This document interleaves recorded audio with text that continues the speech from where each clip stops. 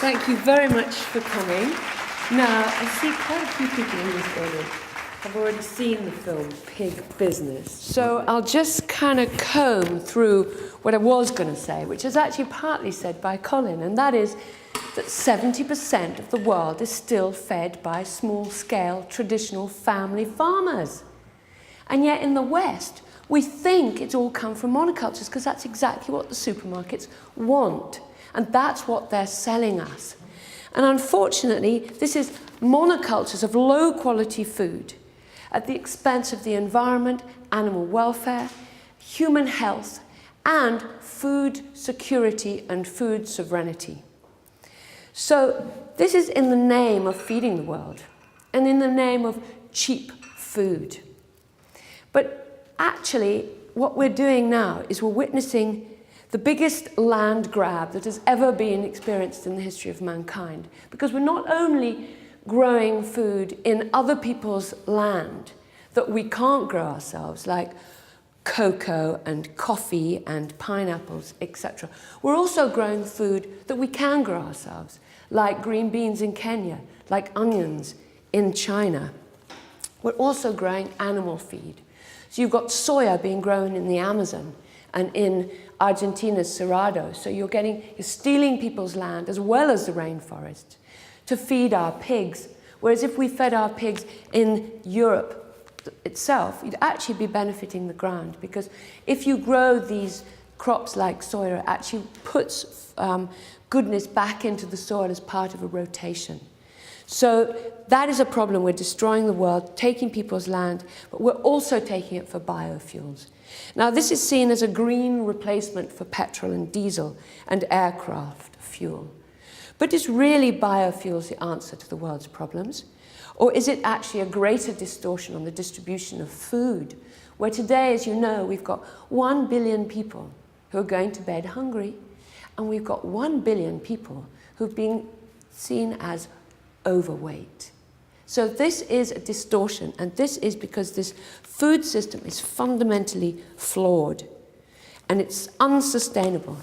And I focused on the pig industry because I can be specific, and I can show how a very, very small number of extremely wealthy, and therefore extremely powerful, big businesses and banks are transforming our food production system into a machine to make money for CEOs and their shareholders. And this is facilitated by massive subsidies that have been given by their stooges in government and enforced by international trade treaties. Now, sweeping generalizations, but in my film Pig Business, it actually does show how this actually happens. So I see the animal welfare issues as barbaric. Because, for example, the mother pig, as you know, she cannot turn around in her cage for her entire pregnancy. That's 3 months, 3 weeks, and 3 days. She then is also in those cages when she's feeding her babies. Human health, it's absolutely terrifying how the feces go through the slatted floor, they biodegrade, and they emit a cocktail of poisons, 2 of which are ammonia and hydrogen sulfide. And they are creating serious illnesses, not only for the people who work in those sheds, but the people who live in the villages next door. You've also got the retail meat, which has got antibiotic-resistant bacteria on it, and also released from these sheds, because to keep those pigs alive in that far, far too many pigs in one shed, to keep them alive, you have to give them antibiotics. So they get antibiotic-resistant diseases which pass to human beings, like Campylobacter, Salmonella, and E. coli, and the pig strain of MRSA. You've also got environmental degradation, which again, you've seen in the film, it's particularly water problems. Well, it's not only the drinking water, but it's that the children, they swim in the water, they get lesions that don't heal. The fish apparently just literally fall to pieces when you cook it. It's really serious. It's in the film, so if you've seen it, you know all of this. But also it's destructive to the rural economy, because you've got the neoliberal policies of governments, which are basically enabling big business to comb the globe for good investment climates where they can build their pig factories. This is in countries with cheap labour, low environmental standards, and very, very poorly enforced standards, but also fiscal incentives from the governments and EU subsidies and direct export subsidies so that they can dump their excess on third world markets below the cost of production. So a lot of these countries are saying, you know, we cannot go on having this cheap pork coming into our nation. We've got to, therefore, build these companies to come here. So they're giving these huge subsidies to get the companies into their countries. And again, it's in the name of cheap food and feeding the world. But Kennedy, in my film, he says that in America in 1918, they produced more pigs than they do today.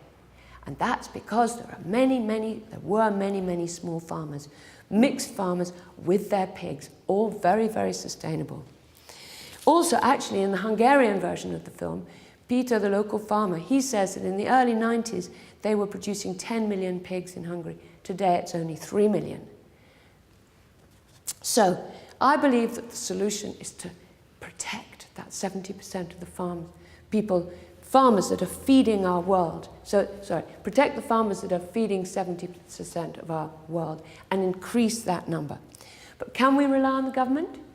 I'd say not. Simply because they have been through an election system where the parties are funded by big business. They are actually stooges of big business. And I'm just going to quote from Congressman, or rather former Congressman, Dennis Kucinich, because they've managed to oust him, not least because of his views. And he says in the film, banks and other financial institutions and corporations generally invest in candidates in the same way that people invest in the stock market.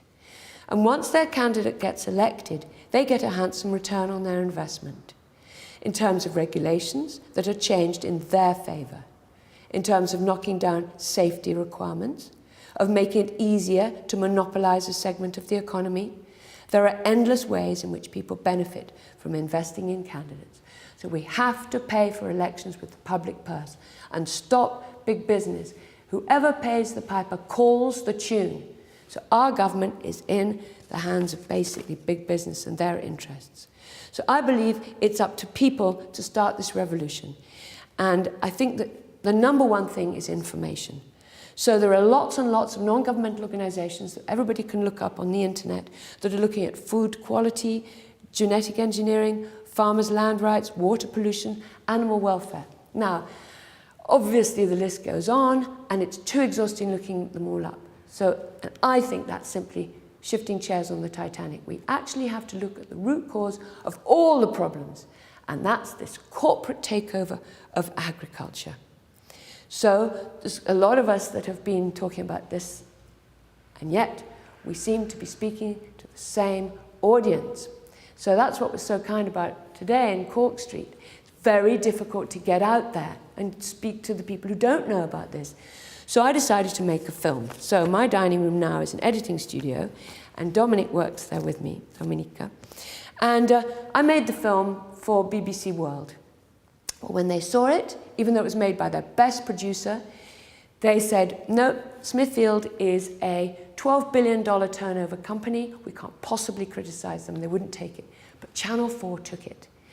So 6 months of the lawyers, was absolutely ready for broadcast. They gave a screening. Smithfield came and wrote them letters, 4 letters, which made Channel 4 go through hurdles, employ lawyers and barristers, pay tens of thousands of pounds to get that film ready for broadcast. Smithfield still wrote 2 hours before broadcast. They showed it, and Smithfield didn't sue.